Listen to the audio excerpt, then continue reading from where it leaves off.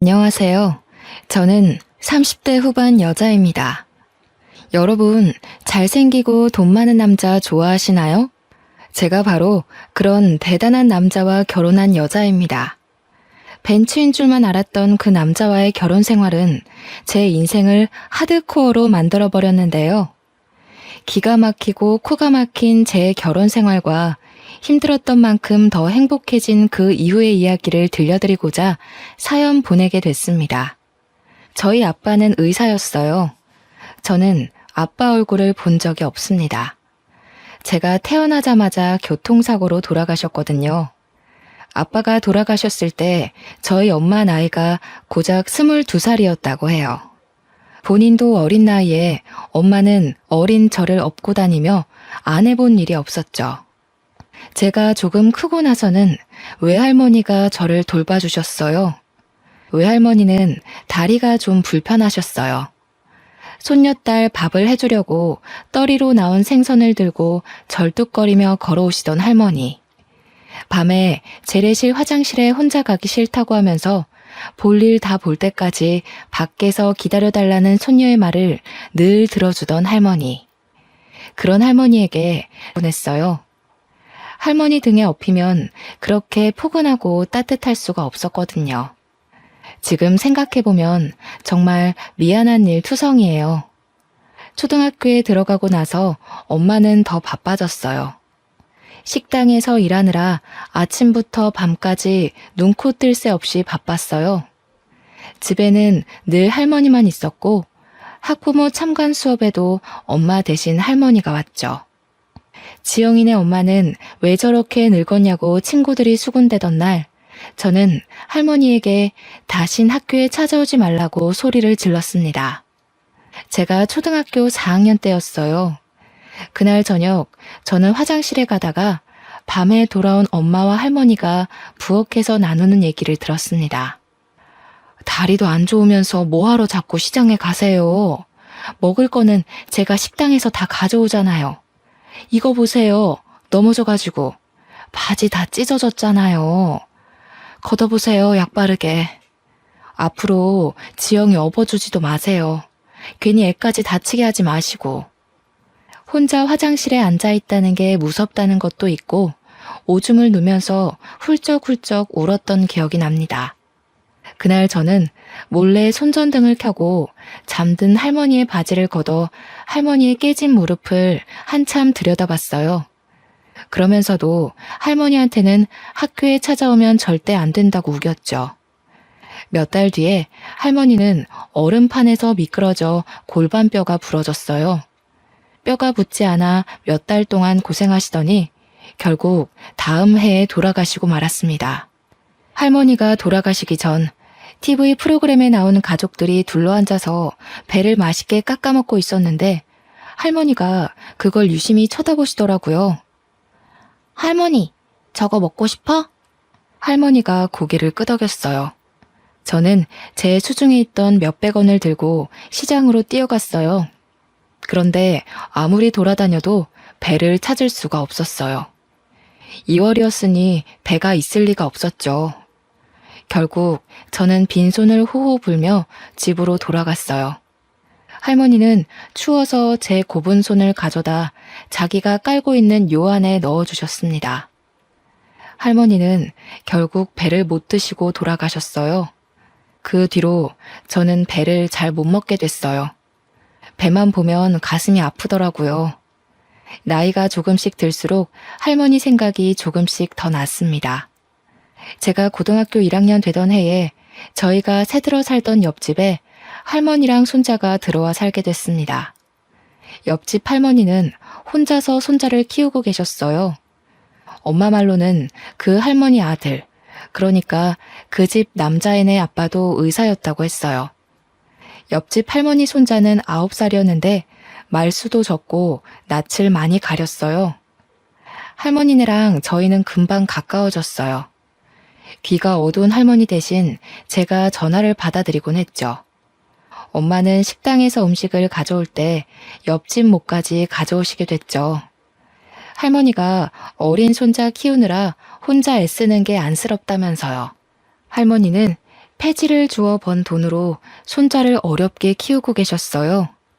저도 시간이 날 때마다 할머니 손을 덜어드리려고 그 집 청소나 빨래도 해드렸어요. 제가 학교 다녀오면 저녁 지어서 가져다 주고 옆집 손자랑 저랑 나란히 앉아서 숙제를 할 때가 많았죠. 그 애가 숙제를 잘하고 있나 들여다보면 애가 되게 똑똑하다는 걸 알 수 있었어요. 특히 초등학교 2학년 산수는 걔한테는 너무 쉬워 보였어요. 저는 근처 한 책방에서 위탁년 참고서를 싸게 사다가 걔한테 가르쳐 봤습니다. 뭐든 금방금방 이해하는 아이더군요. 그렇게 그 아이와 자주 지내다 보니 할머니가 돌아가신 이후 처음으로 혼자가 아니라는 느낌을 받았던 것 같아요. 누군가에게 마음을 준다는 것, 챙겨줄 대상이 있다는 건 생각보다 훨씬 더 좋은 일이었습니다. 저희 엄마도 늘 그러셨거든요. 너보다 힘든 사람들에게 친절하게 대하고 따뜻한 마음을 가져야 한다고요. 그러면 좋은 일이 생길 거라고요. 한 번은 옆집 할머니가 목욕탕에서 미끄러져서 다리가 부러졌어요. 할머니가 제대로 움직이질 못하니 집안 살림이며 손자 밥 챙기는 것까지 제가 다 도와드렸습니다. 할머니가 제 손을 잡고는 말씀하셨어요. 아이고, 지영이는 어쩌면 그렇게 이쁘고 상냥하니? 지영이 같은 며느리들이면 내가 소원이 없겠어. 지영이도 공부 열심히 해서 아빠처럼 의사 되렴. 지영이 같이 착한 의사가 있으면 병이 그냥 싹 나을 것 같아. 그건 저희 외할머니가 늘 하시던 얘기였어요. 할머니도 당신 사위, 그러니까 저희 아빠가 얼마나 잘생기고 착했는지 얘기하시면서 저도 아빠처럼 남을 돕는 의사가 되라고 하셨었죠. 그렇게 가족처럼 지내길 1년이 흘렀는데 제가 고2 때 저희는 이모가 살고 있던 충청도로 이사를 가게 됐어요. 엄마가 이모랑 이모부가 하던 농장 일을 좀 도우며 지내기로 하셨거든요. 친구들이랑 헤어지는 것도 슬펐지만 무엇보다 옆집 할머니랑 손자랑 헤어지는 게 슬펐어요. 할머니, 제가 자주 놀러 올게요. 무리하지 마시고 건강하게 계셔야 해요.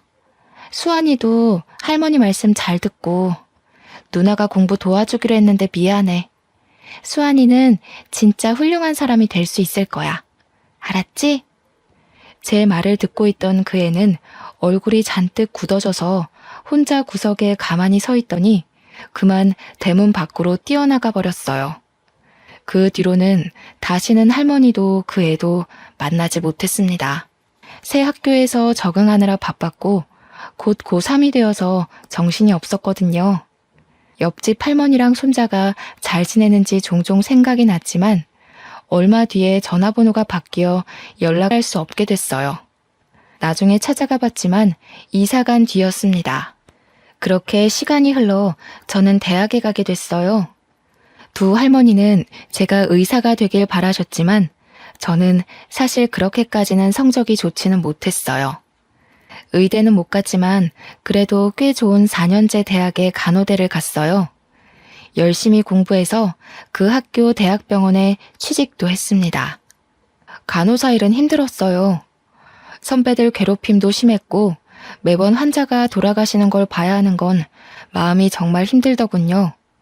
그래도 아빠 생각도 나고 저는 남들 돌보는 일에 보람을 느끼며 일하고 있었습니다. 그리고 거기서 알게 된 남자가 저에게 구애를 하기 시작했습니다. 30대 중반의 성형외과 전문의였는데 시원시원한 이목구비에 키도 크고 비싼 스포츠카를 몰고 다니는 남자였죠. 한마디로 번지르르한 남자였습니다. 집이 엄청 잘 산다는 소문이 자자했어요. 병원에서 얼굴 좀 반반하다 하는 간호사들은 다들 그 사람 관심을 끌어보려 애쓰고 있었어요. 근데 저 진짜 궁금한 게 있는데 저 같은 애가 어디가 좋아서 이렇게 잘해주시는 거예요? 성훈 씨 주변엔 저보다 집안도 좋고 예쁜 여자들 많잖아요. 글쎄요. 저는 비슷비슷한 여자들은 질려서 말이에요. 그러니까 그게 그렇다기보다는 예쁘고 그런 거는 다 소용없는 것 같아요. 지영 씨 같이 착한 여자가 최고죠. 사귄 지 6개월쯤 지났을 때 그 남자가 갑작스레 청혼을 하더군요. 다이아가 박힌 반지를 내미는데 그만 말문이 막히고 말았어요. 내 나이 35, 제 인생에 그렇게 비싼 반지를 받을 거라 생각해보지 못했거든요. 제 결혼은 처음부터 삐걱거렸어요. 시어머니는 식사 내내 저를 무슨 동물원 원숭이 마냥 안 입고 온 얼굴로 훑어보더니 결국 제가 잠깐 자리를 비운 사이에 남편에게 불만을 늘어놓고 있더군요. 아무리 아무나 못 드린다고 해도 그렇지. 어떻게 저렇게 빈티나는 애를 데려와? 저런 애들 우리 집안 돈 보고 달려들어서 어떻게든 빨아먹어보려고 기생충같이 들러붙는 건 몰라? 지영이는 진짜 그런 애 아니라니까요. 결혼 빨리 해야 하는데 그만 좀 하세요 진짜. 어휴, 고심 끝에 악수 둔다더니 제 아빠 닮아서 이상하게 촌스러운 여자들이나 좋아하지. 나중에 엄마 말 들을 걸 그랬다고 후회하지나 마라. 엄마는 너무 차이나는 결혼 아니냐면서 걱정을 하셨어요. 상견례 하고 나서부터는 더 걱정이 많아지셨죠. 지영아, 결혼은 신중하게 해야지. 아무래도 엄마는 마음이 좀 편치가 않네. 네 신랑도 그렇고 너무 잘난 집안인 것 같아. 우리 이쁜 딸 괜히 그 집안 사람들 등살에 속 썩는 거 아닌지. 너무 걱정하지 마세요. 부자들은 원래 자기 집에 누구 들일 때 깐깐하잖아요. 제가 들어가서 잘하면 생각이 바뀌실 거예요. 나 원래 어른들한테 이쁨 받는 스타일이잖아. 뭐가 그리 급했는지 남편 성화에 결혼은 번갯불에 콩 구워 먹듯 이루어졌어요. 병원에는 우리 둘이 결혼한다고 소문이 쫙 났고 절 질투하는 시선도 많았습니다. 전 아빠가 없이 자랐기 때문에 어릴 적부터 어서 빨리 저만의 따뜻한 가정을 꾸리고 싶다는 생각이 컸죠. 어쩌다 보니 나이만 잔뜩 먹었는데 이보다 더 괜찮은 남자를 만나기 어려울 거라는 생각을 했던 것 같아요. 괜찮을 거라고 엄마를 다독이면서 제 마음도 다독였던 것 같습니다. 하지만 그 집안 사람들이 좀 이상하다는 걸 알기까지는 오래 걸리지 않았어요. 부잣집 여자들은 자기들끼리 사교 모임을 하더군요. 시어머니는 거기에 저를 꼭 데려가야겠다고 하시는 거예요. 저는 그게 그래도 저를 가족으로 받아주려고 그러는 거라고 생각했어요. 그런데 그 반대였더군요. 시어머니는 저를 사람들한테 선보이고 품평하게 하려고 데려간 거였습니다. 처음 모임에 간 날 화장실에서 만난 시누이가 자기 친구 앞에서 제 차림을 보면서 비웃을 때부터 알아봤어야 했죠. 어머 언니, 그건 어디 옷이에요? 설마 시장에서 산 거 아니죠? 무슨 소리예요 아가씨, 이거 백화점에서 산 거예요. 백화점? 아, 서민들은 백화점 할인대를 그렇게 좋아한다던데. 그거 다 팔다 남은 거 파는 거잖아요. 설마 그런 데서 산 거예요? 하기는 오빠는 대체 자기 와이프 제대로 된 옷 하나 안 사주고 뭐한대? 야, 너 왜 그래? 자존심 센 너네 엄마가 어른이 다 챙겨서 데려오셨으려고. 야, 우리 엄마가 어떤 분이신데 며느리 옷까지 챙겨서 데려와? 우리 엄마는 아주 철두철미한 분이라고. 세상에 공짜가 어딨냐 이거지. 사실 맞는 말이잖아. 우리한테도 절대로 뭘 공짜로 안 주는 분인데 오빠가 그런 것까지 닮았나? 쪽팔리게 와이프를 저렇게 다니게 하면 어떡해. 너무 심한 말을 들으니까 오히려 말이 잘 안 나오더군요. 저는 얼굴이 화끈해진 채로 식사 자리로 갔어요. 어머, 피부 좋은 것 좀 봐.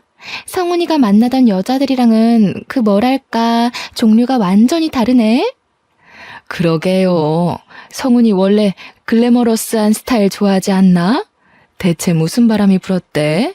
나도 그게 의문인데 그래도 뭐 장점이 있겠지 하면서 보는 중이야. 자기들도 좀 봐줘.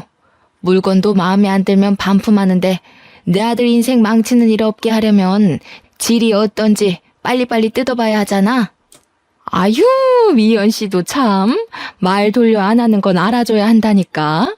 성훈이가 이 여자 저 여자 만나고 다녀도 공부는 잘했잖아. 그래도 머리가 있으니 생각을 했겠지. 부자들은 생각하는 게 좀 다른 걸까요? 정말 다시는 가고 싶지 않은 자리였습니다. 남편과 사는 고급 맨션은 보기에나 번쩍번쩍하지 살기에 좋은 곳은 아니었습니다. 숨이 막히는 곳이었죠. 소박하지만 마당에 꽃도 키우고 상추도 키우며 마당에 앉아 가족들이랑 이웃이랑 도란도란 이야기를 나눌 수 있던 옛날 집이 그리웠어요. 결혼한 지 채 2달도 되지 않아 남편은 밥 먹듯 외박을 하기 시작했습니다. 외박을 하지 않는 날이면 술 냄새를 잔뜩 풍기고 새벽에 들어오기가 일쑤였죠. 어디 갔다 왔냐고 물어보면 하는 말이 인생의 즐거움을 찾으러 갔다 왔다나요? 그 사람이 말하는 즐거움이라는 게 뭔지 아는데도 오랜 시간이 걸리지 않았죠. 여자 향수 냄새를 잔뜩 묻히고 오기가 일쑤였으니까요. 하루는 금방 온다고 해놓고 안 오길래 새벽에 지하주차장에서 기다리고 있었어요. 남편 차가 들어오길래 반가운 마음에 가까이 가려는데 웬 여자가 술에 취해 몸도 못 가누는 남편을 부축해서 내리더군요. 전 주차장에 서서 굳어버렸습니다. 후들후들 떨리는 다리에 겨우 힘을 주고 집에 들어갔더니 남편은 소파에 널브러져 있더군요. 남편 주머니에서 핸드폰을 꺼내 열어봤어요. 미진이, 희영이니 하는 수많은 여자들과 전화와 문자를 주고받은 걸 보고 할 말을 잃었어요. 그날 뜬 눈으로 밤을 지새웠습니다. 저번에 그 여자는 누구야? 당신 새벽에 온 날 옆에 웬 여자가 같이 왔던데? 언제? 새벽에 들어온 날이 하도 많아서 모르겠는데. 안 들어온 날이 더 많던가? 집이 너무 지루해서 말이야. 오고 싶어야 말이지. 지루해서 그렇게 이 여자 저 여자 건드린다는 거야? 누구 말하는 거지? 왜? 안 돼? 그러니까 당신이 좀 안 지루하지 그랬어. 당신 같은 여자는 좀 다를 줄 알았는데 하나도 다를 게 없더라고. 결혼이 이렇게 재미없을 줄이야. 지금 그걸 말이라고 해? 당신 진짜 제정신이야? 재미없으면 무슨 짓이든 다 해도 돼? 하면 안 되는 이유는 또 뭔데? 간통죄로 고소하려고? 하려면 해봐. 빈손으로 와서 내 집에 빌붙으면서 그 정도도 못 참아주냐? 하기는 우리 엄마 말대로 너 같은 애들이 하는 짓이란 게 다 그런 거겠지 뭐. 눈치도 없고 염치도 없고. 그 와중에 저는 시어머니랑 신우한테 사교 모임에 끌려다녀야 했습니다. 그 모임을 생각하는 것만으로도 죽을 맛이었어요. 바보 같은 생각이지만 그때는 그것도 안 하면 그대로 이혼일지도 모른다는 생각에 거부할 수가 없었어요. 아이고, 지영씨 잘 지냈어? 어떻게 얼굴이 좀 안 좋아 보이네? 하기는 성훈이 같은 남자랑 살기가 쉽지 않지? 시어미도 시어미인데 성훈이가 진짜... 성훈이가 우리 딸 싫다 그러길 천만 다행이었달까? 요즘 일이 힘들어서요. 세화 아주머니는 잘 지내셨어요? 아주머니는 갈수록 더 이뻐지시는 것 같아요. 나? 내가? 어머, 고마워. 남들이 그렇게 말하면 빈말 같은데 지영씨가 말하면 진짜 같다니까. 그렇게 말해주니까 내가 또 좀 미안해지네. 지영씨는 뭐 진짜같이 말하는 기술이라도 있는가 봐? 진짜예요. 얼른 들어가요. 다들 기다리고 있겠어요. 왜 이제 오니? 아이고, 저 꼬락서니 옷 못 입는 건 여전하구먼. 우리 집안 이제 백화점이랑 장학재단도 운영해야 하는데 저런 애가 성훈이 옆에 있어야 한다니 앞날이 아주 그냥 캄캄하네. 진짜야? 그거 다 성훈이네한테 물려주는 거 맞아?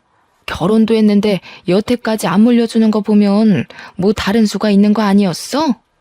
이 여편 애들이 알지도 못하면서 그 촌스러운 노인네가 그 많은 재산 가지고 뭘 하겠어? 그냥 욕심나서 안 주고 있는 거지. 어차피 얼마 살지도 못할 거 왜 그렇게 끌어안고 있는지 물려줄 데도 없으면서 이승에 무슨 미련이 남아서 그 나이까지 펄펄 살아있는지 원. 펄펄 살아있는 건 아니지. 그때 입원하느라 성훈이 결혼식에도 참석 못하셨잖아. 그나저나 그 노인네 요새는 어디서 지내시나? 울 시엄마도 슬슬 양로원으로 보내야 할 텐데. 그 외에 고려호텔 양로원이 괜찮다던데. 그 할망구는 그런데 안 가. 그런데라도 좀 박혀 있었으면 좋겠는데 어찌나 촌스러운지. 그런 데는 답답해서 못 있는다나? 맨날 집에 돌아갔다가 탈나서 병원에 입원하잖아. 아유, 진짜 누가 성훈이 할머니인 줄 알까봐 겁난다니까. 아, 그 할머니 고집만큼 목숨줄 질긴 거는 우리가 다 알지. 자기가 고생이 많아. 얼른 물려줘야 성훈이가 병원도 차리고 할 텐데. 뭐 90이 다 된 할망구가 버티면 얼마나 버티겠어. 우리는 그냥 조금만 기다리면 좋은 날이 오겠거니 하면서 참고 견디고 있어. 문제는 얘지. 도대체 언제까지 저렇게 촌스러울 건지 원. 에이, 왜 그래. 지영이같이 자연스러운 애들이 진짜 이쁜 거지. 솔직히 성훈이가 만나던 여자들 다 성형빨이었잖아. 자연스럽긴 개뿔이 자연스러워. 요즘엔 빈티나고 촌스러운 걸 자연스럽다고 하나 보지? 왜? 네 딸 못생겼다고 성훈이가 퇴짜 놓은 게 아직도 분한가 봐? 솔직히 말이 나왔으니까 말이지. 내 아들처럼 잘난 애가 도대체 왜 저렇게 아무것도 볼 게 없는 여자랑 살아야 해? 그 사람들 틈에 있다가는 저까지 정신이 이상해지는 거 아닌가 싶더군요. 저는 그래도 병원에서는 이성을 잃지 않으려고 노력했어요. 교대 근무를 하면서 환자들한테 시달리다 보면 간호사들도 힘들고 짜증이 나기 마련이거든요. 저는 엄마의 가르침대로 절대 환자들에게 짜증내지 않고 친절하게 대했어요. 제가 아무리 힘들어도 아픈 건 환자들이니까요. 어느 날 같은 병원에서 일하는 간호사 친구가 저를 찾아왔어요. 밥을 하나도 안 먹는 환자가 있다면서요. 우리과 간호사들 다 포기했어. 네가 할머니들한테 잘하잖니? 한번 얘기 좀 해봐. 저러다 돌아가시겠어. 가봤더니 비쩍 마른 할머니 한 분이 계시더군요. 다리가 부러지셨는데 입맛이 없다면서 하루에 한 끼도 제대로 안 드신다는 거였어요. 저는 어릴 때 저희 할머니가 다쳐서 누워 계셨던 모습이 생각나서 마음이 찡했어요.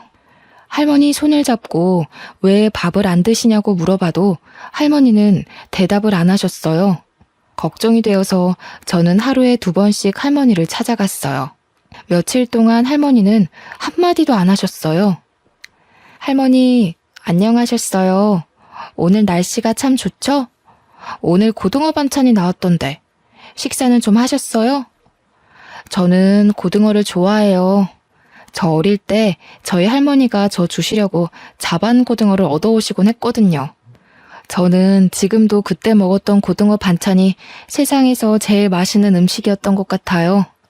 그때까지 꿈쩍도 안 하시던 할머니가 갑자기 치마 속을 뒤지시더라고요. 할머니는 치마 속에 숨겨놨던 박하사탕 하나를 꺼내더니 제게 주셨어요. 이거 저 주시는 거냐고 했더니 말없이 고개만 끄덕이셨어요.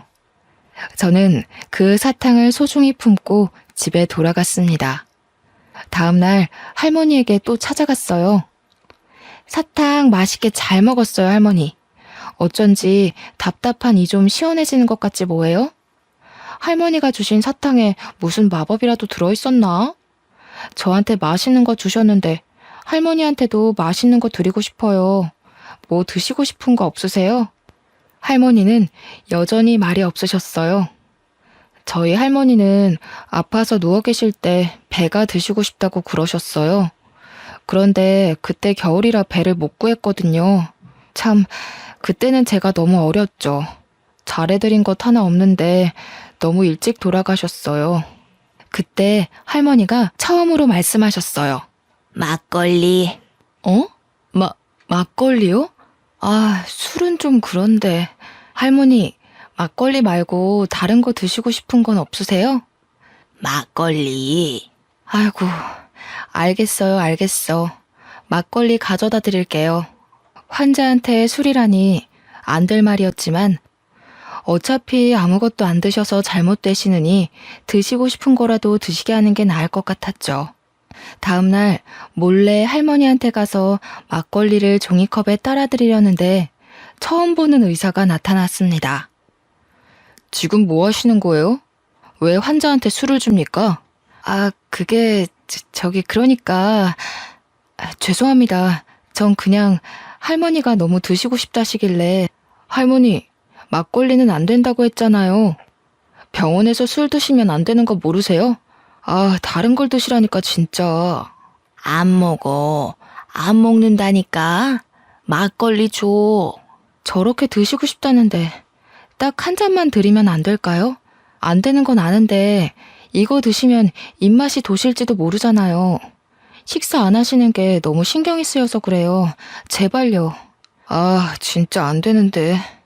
결국 저는 할머니에게 막걸리를 드렸어요. 정말 다행인 건 그날 할머니가 저녁 식사를 하셨다는 거였습니다.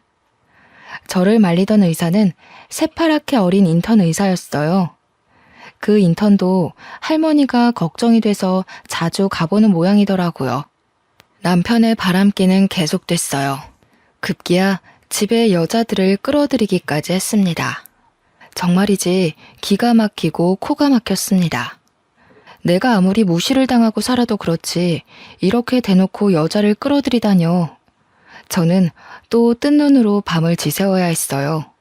아무리 이혼이 무서워도 더는 이렇게 숨막히게 살고 싶지 않았습니다. 저는 다음날 병원에서 좀 떨어진 부동산에 찾아가 원룸을 하나 얻었어요. 당장 입을 것만 챙겨서 원룸에 들어갔습니다. 원룸에 누워 천정을 보고 있자니 제 신세가 처량해서 헛웃음이 나올 지경이더군요. 그냥 내 둥지를 만들고 싶었던 것뿐인데 어쩌다 이렇게 됐지?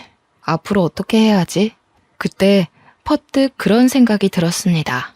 제가 그런 남자랑 살고 있는 걸 할머니가 아시면 얼마나 슬퍼하실까 하는 생각 말이에요. 다음날 아침 저는 집에 들어가 술에 취해 자고 있는 남편을 깨워 이혼하자고 말했어요. 결혼한 지 고작 6개월이 넘었을 뿐이었죠. 너무 빨리 이혼하면 위자료를 못 받을 수 있다는 말도 있었지만 그런 게 중요한 게 아니란 생각이 들었어요. 그런데 남편이 싫다는 거였습니다. 이유가 가관이었습니다. 아, 좀 기다려봐. 뭐 이렇게 급해? 이혼하면 그 할망구가 재산 안 물려줄지도 모른단 말이야. 결혼하면 금방 줄 줄 알았는데. 콩고물이라도 받으려면 더 참고 견뎌야지. 안 그래? 세상에 공짜가 어딨어? 그날 저녁 근무가 끝나고 원룸에 들어가 사탕 할머니가 주신 박하사탕을 들고 바깥으로 나갔어요. 가슴이 답답해서 바람이라도 쐬려고요. 거기서 사탕 할머니 때문에 알게 된 인턴이를 만났습니다. 알고 보니 옆집에 그 인턴이가 살고 있었더라고요. 그 사람은 아무것도 묻지 않고 제 옆에서 별을 보고 있었습니다. 제가 결혼한 걸 알 텐데 왜 혼자 원룸에 사는 건지 물어보지 않는 게 참 고마웠어요. 이혼 자체보다 병원 사람들이 수군대고 남편이랑 어떻게 된 거냐고 물어볼 게 너무나 두려웠습니다. 다행히 사탕 할머니는 밥을 그 뒤로 곧잘 드셨어요. 할머니가 드시고 싶다는 게 있으면 저는 조금이라도 빨리 갖다 드리려고 노력했어요. 제 현실은 너무나 답답했지만 사탕 할머니한테만 가면 마음이 한결 편해졌어요. 할머니는 저에게 이것저것 물어보실 정도로 마음을 여셨습니다. 몇 살인지, 부모님은 살아계신지, 어린 시절은 어디서 보냈는지 그런 걸 조금씩 물어보시더군요. 본인 얘기도 해주셨어요. 남편을 일찍 여의고 혼자 아들을 키우느라 안 해본 일이 없으시다고요. 저희 집 얘기랑 비슷해서 할머니에게 더 정이 갔습니다. 나이 드셔서라도 좀 편하게 사시면 좋을 텐데 보니까 찾아오는 식구 하나 없는 게 좀 안쓰러웠죠. 인턴이도 그렇게 생각하는지 제가 누구 찾아온 사람 없냐고 물어보니까 없었다고 하면서 한숨을 쉬더군요. 어느 날 집 앞에 밤바람을 쐬러 갔다가 그 인턴이를 또 만났어요. 한참을 가만히 별을 보며 있다가 그의 이야기를 듣게 됐습니다. 인턴이도 어릴 적 부모님이 돌아가셔서 할머니가 키워주셨다고 했어요. 알고 보니까 그 사람도 할머니가 그리워서 사탕 할머니를 자주 찾아가는 거였습니다. 할머니가 그리울 때마다 별을 봐요. 할머니가 저한테 아빠처럼 의사가 되라고 자주 말씀하셨거든요. 그런데 의대 합격하기 전에 돌아가셨어요. 의사 가운 입은 모습 꼭 보여드리고 싶었는데. 그 사람 옆에서 별을 보고 있으려니 어쩐지 혼자가 아니라는 기분이 들었습니다. 평화는 오래가지 않았어요. 며칠 뒤 병원에서 저는 남편이 갓 들어온 어린 간호사를 데리고 약품 창고로 들어가는 걸 목격하고 말았습니다. 남들 시선도 시선이지만 어린 간호사가 제 남편에게 잘못 놀아날지도 모른다는 생각에 말려야 할 것 같았어요. 문을 벌컥 열었습니다. 여기서 뭐 하는 거야? 남들 보면 어쩌려고. 진짜 사람들한테 망신당해야 속이 시원하겠어? 거기 신입도 이 사람하고 엮이지 말아요. 입사하자마자 사람들 입방아에 오르내리고 싶어요? 어허, 이거 집 나간 여자가 왜 말이 많아? 난 어차피 여기 나가서 병원 개원할 거라 상관없는데? 집에서 바가지를 못 긁으니까 밖에서라도 괴롭히는 거냐? 그렇게는 안 되지. 너 따위가 뭐라고 나를 방해해? 봤죠? 이 인간 쓰레기인 거. 좋은 말로 할 때 얼른 나와요. 거참 말 더럽게 많네. 너는 그냥 입 다물고 내 대회용 와이프 노릇이나 하면 돼. 재미없어도 내가 데리고 살아준다잖아. 앞으로 백화점도 생기고 재단도 생길 텐데 뭔 불만이 그리 많아? 그냥 입만 다물고 있으면 된다니까. 저는 결국 약품 창고 문을 닫고 나왔습니다. 괜찮은 줄 알았는데 결국 눈물이 흐르더군요. 눈물을 훔치며 화장실 쪽으로 가는데 옆집 인턴이와 딱 마주쳤습니다. 왜 우냐고 얼굴에 물음표를 잔뜩 띄우고 물어보는데 전 별일 아니라면서 화장실 쪽으로 도망쳤어요. 그런데 그 사람이 남편이 들어가 있는 약품 창고 문을 벌컥 여는 게 아니겠어요? 아, 세준 씨, 거긴 안 돼요. 그냥 가던 길 가시라니까. 창피한 마음에 말려봤지만 그는 이미 모든 걸 목격한 후였죠. 그날 시어머니로부터 다음 모임에 참여하라는 호출이 왔습니다. 저는 시어머니를 만나 단판을 지으려고 일단 찾아갔어요. 남편이 지금까지 심하게 바람을 피웠고 지금 별거 중이며 병원에서까지 여자들을 건드리고 다닌다는 걸 알리며 이혼하겠다고 말했습니다. 그런데 이 집안 사람들은 저를 실망시키는 법이 없더군요. 시어머니는 뭐 그런 걸 가지고 소란을 피우냐는 얼굴이었습니다. 그게 다야? 뭐 별것도 아니구먼. 우리 아들같이 다 가진 남자랑 살면서 그 정도도 없을 줄 알았어? 우리가 물려받을 재산이 얼만데 세상에 공짜가 어디 있니? 성훈이가 너랑 이혼한다고 안 하는 것만 해도 다행인 줄 알아. 그래요, 언니. 언니가 지금 이혼하면 언감생심 우리 오빠 같은 남자 만날 수 있을 것 같아? 아니, 나이가 그렇게 많은데 결혼이나 할 수 있을까 모르겠네.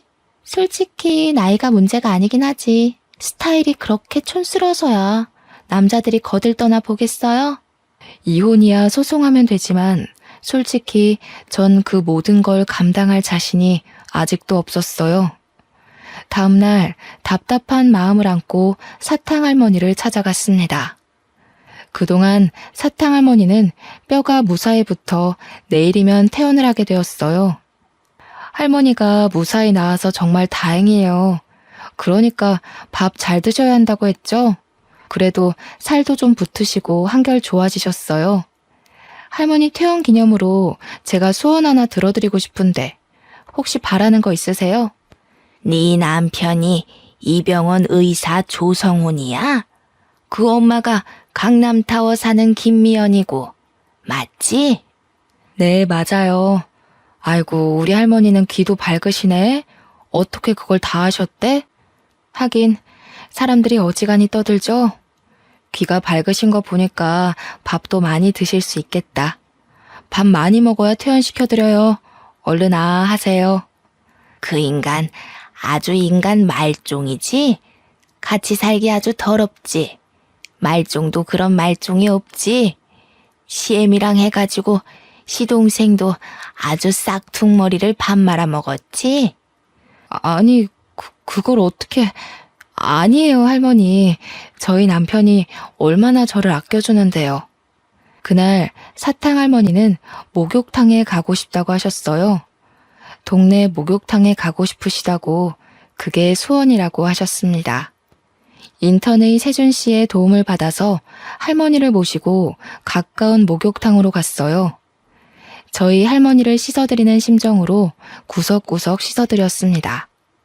오히려 제가 한을 푸는 느낌이었어요. 목욕을 하고 나와서 우유를 하나 사드렸더니 할머니는 저한테 너는 소원이 없냐고 물으셔요. 저는 돌아가신 할머니가 보고 싶다고 했습니다. 제 소원은 돌아가신 할머니에게 배를 사드리는 거였으니까요. 사실은 제가 지금 이혼을 해야 할 것 같거든요. 정말 좋은 가정을 꾸릴 수 있을 줄 알았는데 제가 겉모습만 보고 단단히 착각한 거였어요. 결혼한 남자를 고를 때는 저희 엄마 말대로 신중하게 생각을 했어야 했는데 제가 정말 바보였어요. 그러게, 너 같은 애가 어쩌다 그런 인간 말종이랑 결혼을 했어? 엄마가 말릴 때 들었어야 했는데 이제 와서 이혼한다 그러면 엄마가 얼마나 속상해 하실지. 저는 그렇다 쳐. 엄마가 속상해 하실 거 생각하면 시어머니가 그 집 사람들이 저를 투명인간 취급해도 참아야 하는 거 아닌가 하는 생각이 들어요. 참긴 뭘 참아. 네가 무슨 열부라고 그딴 것들을 참고 있어? 이혼 그거 별거 아니여. 내가 살아보니까 말이여. 세상에 별일이랄 거 하나도 없어. 그저 자기 사람들하고 재밌게 살면 되는 거요. 네가 엄마 때문에 그런 놈이랑 이혼 못한다는 거 알면 네 엄마가 퍽이나 좋아하겠다. 할머니가 핀잔 주듯 말씀하시긴 했지만 그렇게라도 털어놓으니 마음이 한결 홀가분하고 할머니 말씀이 맞는다는 생각이 들었어요. 다음날 사탕 할머니한테 가보니 이미 태어나신 후였어요. 그런데 간호사 하나가 저한테 김양순 할머니가 전해주라고 했다면서 봉투 하나를 건네더군요. 봉투 안에는 A4 용지에 인쇄된 편지가 한 장, 그리고 유언장이 들어있었습니다. 변호사가 할머니 대신 작성한 편지와 유언장의 내용인 즉슨 저한테 유산의 반을 물려주겠다는 거였습니다. 지영이 보거라. 나는 내 나이 20도 안 되어 애아빠를 먼저 보내고 안 해본 일이 없이 살았다. 열심히 하면 나라고 떵떵거리며 살지 못하리라는 법이 없으리라고 생각했어. 안 해본 일이 없었지. 닥치는 대로 일했단다. 결국 강남이 개발되기 전에 산 땅값이 어마어마하게 불어났고 나는 서울에 백화점을 갖게 되었단다. 부자가 되어 떵떵거리는 거 그게 그렇게 소원이었는데 그것도 별거 아니더구나. 남편을 일찍 보낸 것도 모자라 아들까지 일찍 보내고 나니 정말 사는 낙이 없었어. 돈이 아무리 많으면 뭐하겠니? 즐거운 일을 나눌 사람이 없는데 짧은 시간이었지만 너랑 세준이를 만나서 참 행복했단다. 내 증손주조차 내가 저 일하는 병원에 입원해도 창피하다고 한 번도 찾아오지 않았는데 너희들이 매일같이 찾아와줘서 얼마나 즐거웠는지 모른다. 특히 지영이 네 덕에 몇십 년 만에 사는 재미를 느껴봤다. 내 증손주가 네 남편 조성훈이다.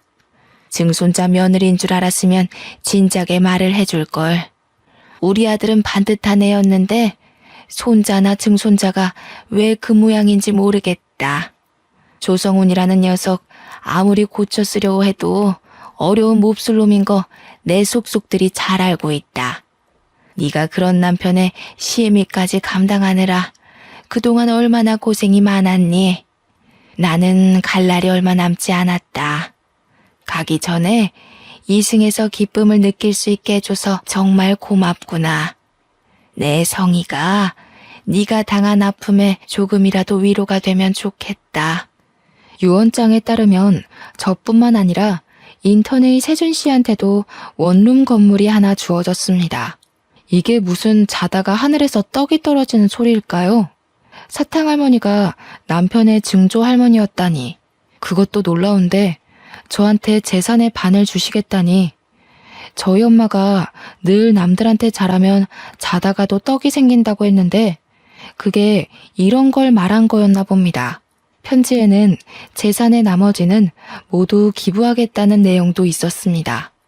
그러니까 내 남편 조성훈과 시어머니 김미연, 그리고 시누이 조성미까지 증조 할머니로부터 아무것도 받지 못한다는 거였죠. 그들은 받지도 않을 재산을 받을 걸 계산해 돈을 끌어다 쓰고 있었는데 큰일이 난 거였죠. 대학병원 탈출한다고 노래를 부르던 남편은 대출을 내서 병원을 꾸려 이제 개업만 앞둔 상황이었습니다. 남편은 결국 다 차려놓은 병원을 몽땅 빚으로 떠안게 되었습니다. 돈도 돈이지만 의사 면허를 잃었거든요. 남편이 약품 창고에 들락거리는 걸 이상하게 생각한 인턴의 세준 씨가 남편이 마취약품을 몰래 빼돌린다는 사실을 알게 됐고, 조사 끝에 남편이 그 약품들을 각성제 등의 용도로 엄청나게 복용하고 있다는 것이 밝혀졌습니다. 어쩐지 그 인간 하는 짓이 정상은 아니긴 했죠. 저는 세준 씨에게 감사 인사라도 해야 할 것 같아서 음료수를 들고 세준 씨 집 앞으로 갔어요. 초인종을 누를까 하다가 그냥 음료수만 두고 오려는데 문이 열리고 세준 씨가 나왔습니다. 고마웠다고 인사라도 하려고 왔어요. 이제 자주 못 뵐 것 같아서. 절 위해서 하신 일은 아니겠지만 덕분에 남편한테서 벗어날 수 있게 된 것 같아요. 세준 씨도 부모님 없이 어렵게 큰 것 같던데. 할머니가 세준 씨 것도 남겨주셔서 다행이에요. 저한테 다 주시긴 했지만. 받을만 하니까 주셨죠. 지영 씨는 받을 자격 있어요. 제가 그걸 다 어디다 쓴다고 저한테 그렇게 큰 돈을 물려주셨는지. 아무튼 다음 주에 할머니 뵈러 갈 건데 괜찮으시면 저랑 같이 가요. 돈이야 좋은 데 쓰면 되죠. 근데 아직도 저 모르시겠어요? 예? 모른다니 뭘. 저 수환이에요. 옆집 살던 지수환이요. 누나가 저 공부도 가르쳐주고 밥도 해주고 그랬잖아요. 할머니가 이름 바꿔야 한다고 바꿔주신 건데 아무리 그래도 그렇지 어떻게 그렇게 몰라보세요? 저는 누나 보자마자 알아봤는데. 누나 이사가고 얼마나 누나 생각 많이 했는데요. 그런 남자랑 결혼할 줄 알았으면 진작 찾아내는 건데. 그 꼬질꼬질한 꼬마가 의사가 됐다고? 어릴 때부터 똑똑하긴 했지만 이름도 다른 데다 그때랑 달리 키가 너무 훤칠하게 크고 인물도 훨씬 좋아져서 못 알아봤던 거였어요. 남편이랑 시댁 식구들은 아직 유언장에 대해 모르고 있었습니다. 그 주에 저는 시어머니가 저를 짓밟기 위해 데리고 다녔던 그 사교 모임에 제 발로 나갔습니다. 지영씨, 미연씨가 그러는데 지영씨가 바람 피워서 이혼하게 됐다면서? 그게 사실이야? 아무리 봐도 지영씨가 그럴 사람이 아닌 것 같아서 말이야. 미연씨가 거짓말한 거지? 하긴 그 여자 거짓말이야. 하루 이틀 들은 게 아니니까. 저는 들어가자마자 유언장 사본을 시어머니에게 던져버렸습니다. 바람을 피우긴 누가 피워요? 당신 아들이 쓰레기의 망난이라서 이 여자 저 여자 건드리고 다니고 병원 약까지 빼돌려서 마약놀이 하다가 의사 면허 정지당한 거잖아. 이제야 내가 맘 편히 이혼할 수 있게 됐는데 쓰레기 같은 아들이 한 짓을 나한테 떠넘겨? 뭐야, 이게 병원에서 잡돌이에서 내 아들 앞길을 막더니 여기까지 와서 뭐라고? 당신 아들이 망나니인 게 내 잘못이야? 당신이 잘못 키운 탓이지. 어떡해요? 당신 집안 사람들이 그렇게 자랑하던 그 백화점이니 재단이니 하나도 못 받게 되셨어요. 그거 한번 잘 읽어보세요. 그 재산들이 다 누구한테 가는지, 그 집안 사람들이 왜 유산 받을 자격이 없는지는 제가 잘 설명해 드릴 수 있고요. 뭐? 그게 무슨 재산을 못 받게 됐다니 그게 무슨 소리야? 니까짓 게 그런 걸 어떻게 알아? 응? 내 아들 앞길 막는 것도 모자라서 재산까지 가로챈다는 거야? 니 처녀는 그냥. 시어머니가 일어나 제 뺨을 때리려 하는데 사교 모임 사람들이 다 같이 시어머니를 막았어요. 사람들이 시어머니를 끌고 나가 문 밖으로 밀어버렸습니다. 그리고 문을 잠가버렸어요. 시어머니가 문을 막 두드리면서 소리를 질렀습니다. 자기들이 나한테 어떻게 이럴 수 있어? 이러고도 후회 안 할 것 같아? 되게 시끄럽네 진짜. 진작에 끌어냈어야 하는 건데 저 품이 없는 소리 듣는 것도 하루 이틀이지 귀가 썩을 것 같았다니까. 맞아요, 맞아. 아유, 진짜 어찌나 천박한지. 우리가 어이없어서 어떻게 하나 보려고 어울려주는 것도 모르고 자기가 무슨 여왕님이라도 된 것처럼 굴잖아. 가진 것도 쥐뿔도 없는 게. 저는 받은 유산의 대부분을 사회에 환원했어요. 남들이 생각한 것처럼 병원을 그만두지도 않았죠. 저는 제 일을 좋아하거든요. 사탕할머니한테 재산보다 훨씬 더 좋은 선물을 받았거든요. 바로 지금의 남편 세준 씨입니다. 어릴 적 제가 이사 간다고 잔뜩 골이 나서 집 밖으로 뛰쳐나가던 소년 수환이는 18년이 지나 신경외과 의사가 되어 제 앞에 나타났고 제 남편이 되었습니다.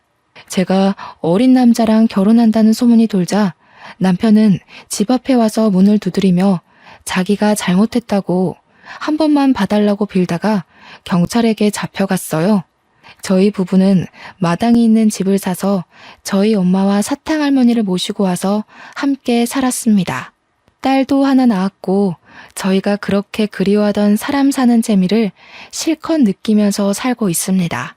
사탕할머니가 몇 년 후 돌아가셨지만 돌아가시기 전까지 저희와 즐거운 추억을 많이 쌓으셨어요. 제 이야기는 여기까지입니다. 정말 힘든 일도 많았지만 저희 엄마 가르침대로 늘 좋은 마음을 잃지 않으려 노력했더니 인생이 180도 바뀌었습니다. 제 이야기를 들어주신 여러분들께도 쨍하고 볕들듯이 좋은 일들이 생기길 바랄게요. 감사합니다.